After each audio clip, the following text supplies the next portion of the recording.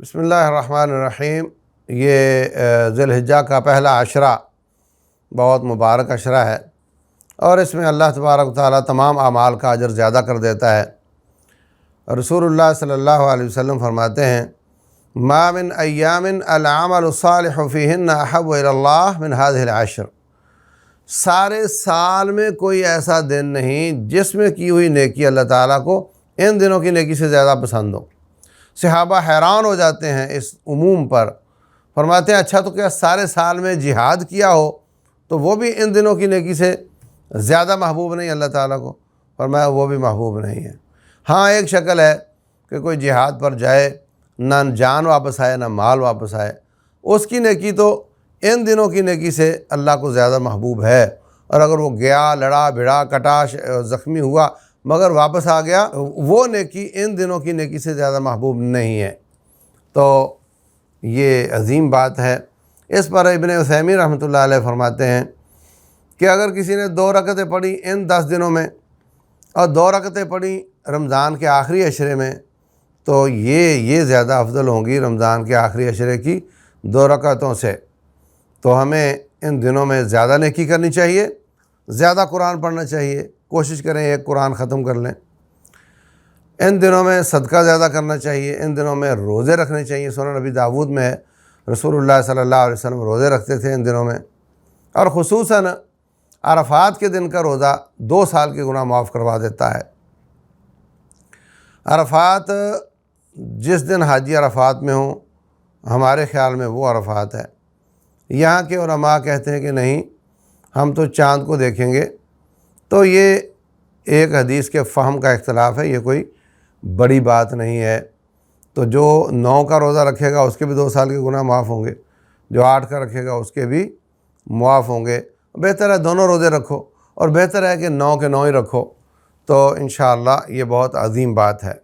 ان دنوں میں اس لیول کی محنت، بلکہ اس سے بھی بڑی محنت کی ضرورت ہے جتنی محنت ہم رمضان کے آخری عشرے میں کیا کرتے ہیں۔ تو یہ دن ان کی قدر لوگ نہیں کرتے، اور ان دنوں میں وہ شکل نظر نہیں آتی عوام میں محنت کی، جبکہ یہ بہت قیمتی دن ہیں۔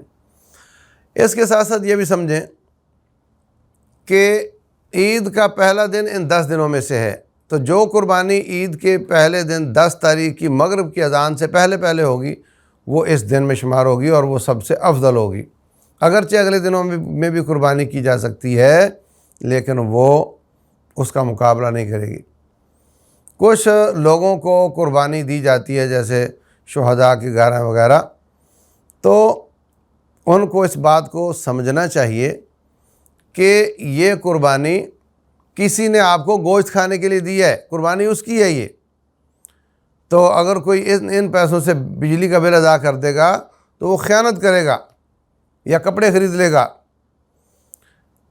ان پیسوں سے صرف قربانی ہو سکتی ہے۔ اگر آپ اتنے پیسوں میں قربانی نہیں لے سکتے، 1000 2 آپ کو ڈالنے پڑتے ہیں، ڈال سکتے ہیں تو ڈال لو، اگر آپ نہیں کر سکتے تو پیسے واپس کر دو۔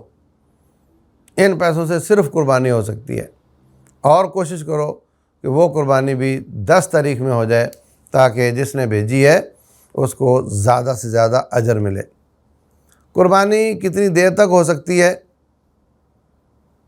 تو اللہ تبارک و تعالیٰ سورہ حج میں فرماتے ہیں، وَيَذْكُرُ اسْمَ اللَّهِ فِي أَيَّامٍ مَّعْلُومَاتٍ عَلَىٰ مَا رَزَقَهُم مِّن بَهِیمَةِ الْأَنْعَامِ، تاکہ وہ معلوم دنوں میں جانوروں پر اللہ کا نام لیں۔ تو تمام مفسرین متفق ہیں کہ معلوم دن کیا ہیں، وہ ایام تشریق ہیں، اور وہ ہیں 11، 12 اور 13۔ حاجی جو تھے نا، ہم نے خود دیکھا ہے 90s میں کہ وہ جانور ذبح کر کے گوشت کو لمبا لمبا کاٹ کر پہاڑوں پہ خشک کرتے تھے۔ تو یہ 3 دن دھوپ لگوانے کے دن ہوتے ہیں۔ تشریق کا معنی دھوپ لگوانا۔ تو حاجی بھی 3 دن ہی 11، 12، 13 ہی مینا میں رہتے ہیں، اور جانور بھی ذبح کر سکتے ہیں۔ تو اس آیت سے ثابت ہوتا ہے کہ عید کے بعد 3 دن ہیں قربانی کے، اور قربانی تیسرے دن کی 13 تاریخ کی مغرب کی اذان سے پہلے ہو سکتی ہے۔ عصر تک کا تصور کسی حدیث میں نہیں ہے۔ دوسری بات یہ ہے کہ حدیث میں بھی آتا ہے کہ ایام التشریق کلھا ذبح، ایام تشریق سارے ذبح کرنے کے دن ہیں، تو اگرچہ اگلے دنوں میں بھی قربانی ہو سکتی ہے، لیکن 10ویں تاریخ کی قربانی یہ افضل ہے۔